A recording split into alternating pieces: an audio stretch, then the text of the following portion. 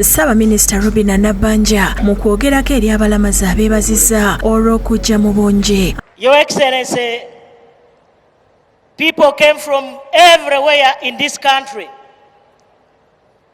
and we did not have any major incidents of insecurity. I want once again to thank you. Mr. President, I want to congratulate Nebi Diocese for having done what I've never seen here.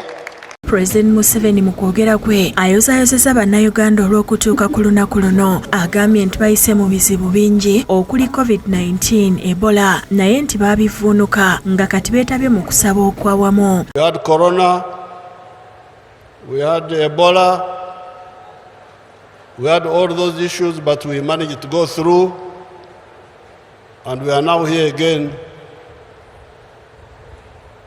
The young people say, vibing, is this vibing or what? Ategeezezza nti ye ne maama Museveni beebaza Katonda olw'obulamu era nti abakuumye kuba abajulizi bwe baalangirirwa mu lubulu w'abeesiimi yali wa myaka 19 gyokka. When I heard that today was 60 years since the canonization of the saints, I said, but I've been here all this time. Agambye nti abadde tayinza kusubwa bikujjuko bino eby'emyaka 60 eby'abajulizi ne yeebaza abakkiriza ne bannaddiini olw'okutwala endowooza ya NRM ey'obutasosolegana mu mawanga na ddiini. The leaders, your leaders, they formed the Inter-Religious Council. This was formed after the NRM came into government. I don't think it was there before. So you can call the Inter-Religious Council some form of NRMism. Pulezidenti Museveni abalungamiza kulimu ku mateeka 10 nti bakomye okwagala baliraana ababwe bokka nga we beeyagala bokka wabula baagale n'abalabe baabwe. And Jesus said, if you only love your friends, how are you different from the pagans? Because they do the same. Jesus said, love your enemies. That's what Jesus taught us. This is the line of the NRM. Abasabye bafube nnyo okukubisa mu bitone bye balina nga bakubiriza abagoberezi baabwe okubaako bye bakola beegobeko obwavu. So I think we should harmonize with the religious leaders this message of chasing poverty from our homes. I don't want Uganda to be religious but poor. Yeewuunyiza abavubuka ensangi zino abamalira obudde mu kirabu z'emipiira gye yabulaya mu kifo ky'okufaayo okugatta Africa. Even somebody asked me, Mr. Museveni, what football club do you support? I said, what club? What club? I was a footballer myself. So if I want football, I play, I don't watch. And watch European clubs. So you can imagine the African youth totally diverted. You don't hear them talking about the integration of Africa, which is what Mwalimu was fighting for.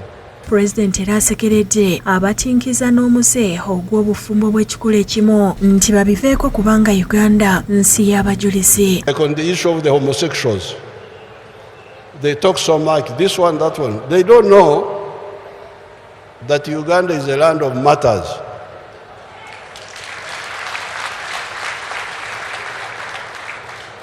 If you want to play around, you play around with Uganda. You will see. You will not like it. Agambye nti abajulizi baajemera ebikolwa bya Ssekabaka Mwanga ebikyamu era ng'ennaku ntono okuva leero nabo baakujaguza olunaku lw'abazira. In the next few days, 6 days from now, we are going to celebrate the political matters. We call the 9th of May Heroes Day. Pulezidenti akkiriziganyiza n'aboogezi abasooseewo mu kulwanyisa omuze ogw'obuli bw'enguzi. Some of the speakers have talked about corruption. I totally agree with them. Corruption is becoming a problem, and when I address the nation on the 6th, I will say more about the corruption. asanyudde abalamazi bw'abategeezezza nti agenda kumaliriza Namugongo era n'abagereramu n'engero. To finish Namugongo, we are going to finish it.